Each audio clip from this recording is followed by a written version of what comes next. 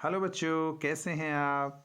हम शैक्षिक नवाचारी संवाद यानी कि EIC आपके लिए लेकर आए हैं आज कुछ नया। आज 30 जुलाई 2021 दिन शुक्रवार, कक्षा 6 की संस्कृत विषय में हम दूसरा पाठ मेधावी बालक पर कुछ बात करते हैं। द्वितीय पाठ मेधावी बालक का पहला अनुच्छेद है प्रातः कालस्य से उत्थापयन्तु तक।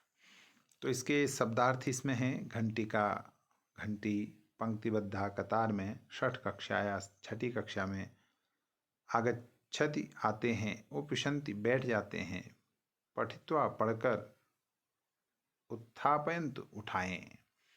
तो जो ये अनुच्छेद है इसका अर्थ कुछ इस तरह से है। सुबह का समय है, गांव की पाठशाला में प्रार्थना की घंटी टन टन टन बजती है। सभी छात्र पंक्तियों में प्रार्थना करते हैं। इसके बाद वे सब अपनी कक्षा में जाते हैं। छठी कक्षा की तीसरी घंटी है। संस्कृत पढ़ाने के लिए एक अध्यापक कक्षा में आते हैं। सभी छात्र उठकर अध्यापक को नमस्कार करते हैं। अध्यापक कहते हैं सभी बैठ जाओ। सभी छात्र बैठ जाते हैं और अध्यापक पाठ पढ़ाना आरंभ करते हैं। पाठ पढ़ाकर अध्यापक छात्रों से पूछते हैं, हे बालकों, उत्तराखंड में कितने जनपद हैं? जो उत्तर जानते हैं वह सब हाथ उठाएं। अब अगला अनुच्छेद है यह बालकों से 14 दादी तक। इसके वो शब्दार्थ हैं श्रुत्वा सुनकर, तदा कर्ण, यह सुनकर, सार्थकम अर्थ सहित, करतल ध्वनि ताली की ध्वनि को, मेधाविता प्रतिभा। तो जब गुरुजी ने प्रश्न पूछा कि कितने जनपद हैं और जो जानते हैं वो हाथ उठाएं, तो अब सुनिए अगले। जो बच्चा एक पद में उत्तर देगा उसे मैं पुरस्कार दूंगा। कहते हैं उसे मैं पुरस्कार दूंगा। यह सुनकर मेधावी छात्र सुरेंद्र बोला, उटी देह चौने अपि पौरु उवाच। क्या आप भी दोहराओ, उटी देह चौने अपि पौरु उवाच। यह सुनकर अध्यापक बोले, इस पद का कोई भी अर्थ नहीं है। सुरेंद्र बोला, गुरुवर यह पद सार्थक है क्योंकि इस पाठ में 13 अक्षर हैं। यह पद का प्रत्येक अक्षर उत्तराखंड के किसी न किसी जनपद का आरंभिक अक्षर है। अध्यापक ने आश्चर्य से कहा, वह कैसे?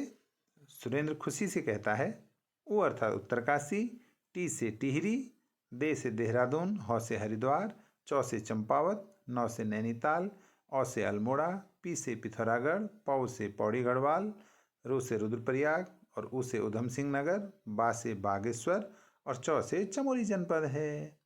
यह पद सुनकर छात्रों ने खुशी से तालियां बजाई। सुरेंद्र की योग्यता देखकर अध्यापक ने भी उनकी प्रशंसा की और पुरस्कार दिया।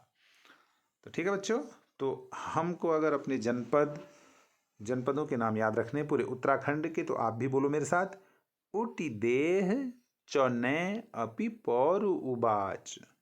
ठीक है, तो आपके लिए कुछ अभ्यास कार्य है।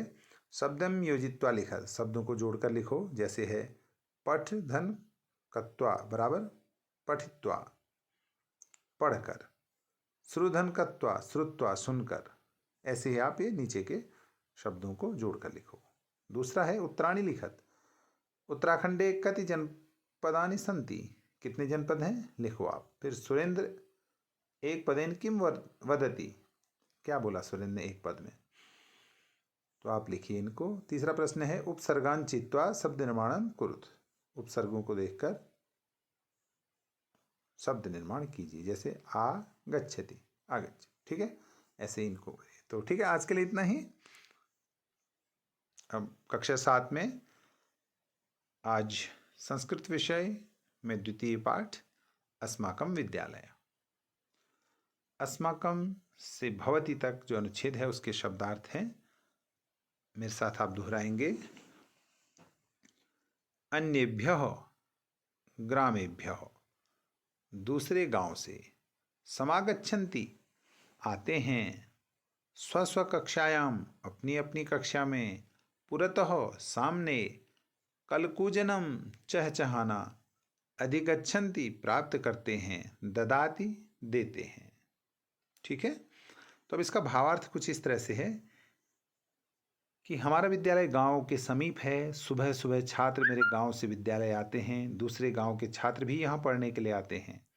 विद्यालय की प्रार्थना सभा अत्यंत सुंदर है। प्रार्थना सभा के बाद बालक और बालिकाएं अपनी अपनी कक्षा में जाते हैं। वे सब शिक्षकों से विविध विषयों को पढ़ते हैं। विद्यालय के पुस्तकालय से छात्र पुस्तक लेते हैं। वहाँ समाचार पत्र भी पढ़ते हैं। पुस्तकों के अध्ययन से ज्ञान का विकास होता है। विद्यालय के सामने एक उद्यान है। उद्यान की शोभा बहुत रमणीय है। वहाँ बहुत प्रकार के फूल हैं। उनके ऊपर गुंजन करते हैं भंवरे। वे फूलों का रस पीते हैं। वहाँ चिड़िया का चहचहाना बहुत सुख देता है। विद्यालय का खेल का मैदान बहुत विशाल है। वहाँ छात्र न केवल खेल के समय में बल्कि छुट्टी के बाद भी खेलते हैं। खेल के शिक्षक द्वारा वे खेलों में निपुणता प्राप्त करते हैं। पढ़ाई के साथ साथ खेलने से छात्रों की मानसिक और शारीरिक डेवलपमेंट होती है। छात्रों का मानसिक और शारीरिक विकास होता है, इसलिए हमको खेलना जरूर चाहिए। अगला अनुच्छेद है विद्या से सुखम तक। इसका भावार्थ कुछ इस तरह से है। विद्या और विनय से संपन्न स्वस्थ छात्र ही समाज और देश की सेवा करते हैं। विद्या विनय देती है।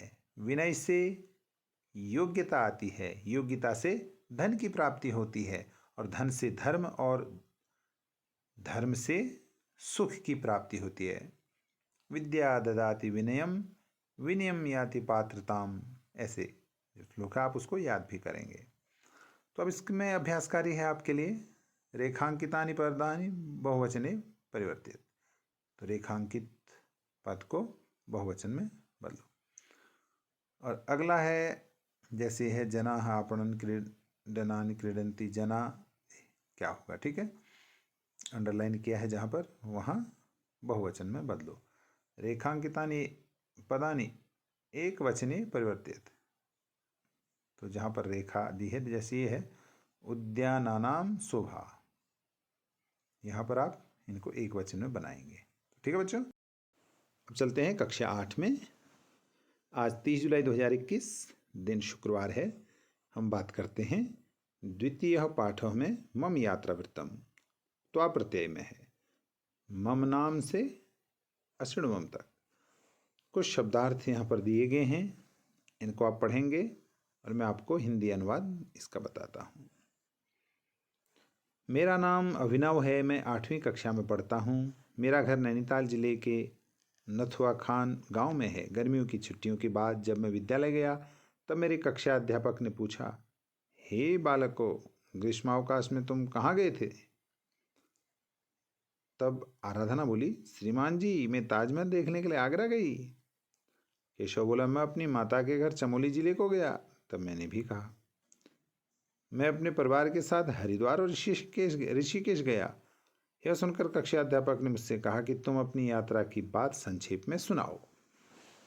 तो मैंने कहा, आचार्य जी, सबसे पहले हम नैनीताल से बस द्वारा काठगोदाम तक आए। वहाँ से रेलगाड़ी से हरिद्वार तक आए। हरिद्वार रेलवे स्टेशन से हम रिक्शा से हर की पौड़ी तक गए। प्रातःकाल वहाँ गंगा के निर्मल जल में स्नान करके हमें बड़ा आनंद आया। वहाँ मैंने लाउड स्पीकर से गंगा की सुंदर स्तुति को सुना। अब दूसरा श्लोक है ये, देवी सुरेश्वरी से वंदनीयेयम देवभूमि। इसके शब्दार्थ यहाँ पर दिए गए हैं, इनको आप पढ़ेंगे। सुरेश्वरी सुर, धन ईश्वरी, देवताओं की देवी। शंकर मौली, शिव जी का मस्तक। मतिरास्ताम मति, धन आस्था, बुद्धि होवे। निशम्य श्रुत्वा, सुनकर। प्रभृति आदि, उषित्वा, रहकर। साधु, अच्छा, ठीक। तो इस अनुच्छेद का अर्थ इस प्रकार से है, हे देवताओं की देवी माँ गंगा, तीनों लोकों का तारण करने वाली, तरल तरंगों वाली, निर्मल रूप में भगवान शंकर के मस्तक पर विहार करने वाली, हे गंगा माँ, मेरी मति सदैव तुम्हारे पद कमलों में होवे। इस स्तुति को सुनकर के हमने मनसा देवी, चंडी देवी, दक्ष प्रजापति, भारत माता मंदिर, वह माया देवी आदि मंदिरों के दर्शन करने के बाद शांति कुंज और पतंजलि योगपीठ का भ्रमण किया और दूसरे दिन हम हरिद्वार से ऋषिकेश आए। वहाँ त्रिवेणी घाट, राम झूला, लक्ष्मण झूला, स्वर्ग आश्रम का दर्शन करके हमने गंगा में नौका विहार भी किया। उसके बाद वहाँ से बस से फिर हरिद्वार आकर के कुछ दिन वहाँ बिता करके अपने गांव वापस आ गए। यह सुनकर के अध्यापक जी बोले कि अभिनव, तुमने बिल्कुल सही कहा। हरिद्वार ऋषिकेश की तरह हमारे उत्तराखंड में अनेक तीर्थ स्थल हैं, अनेक पर्यटक स्थल हैं, जिन्हें देखने और घूमने से न केवल आनंद की अनुभूति होती है बल्कि ज्ञानवर्धन भी होता है। वास्तव में यह देव भूमि वंदनीय ही है। तो ठीक है ना बच्चों, तो आज के लिए इतना ही। मिलते हैं अगले हफ्ते, तब तक के लिए bye bye. Thank you so much. आपका दिन शुभ हो।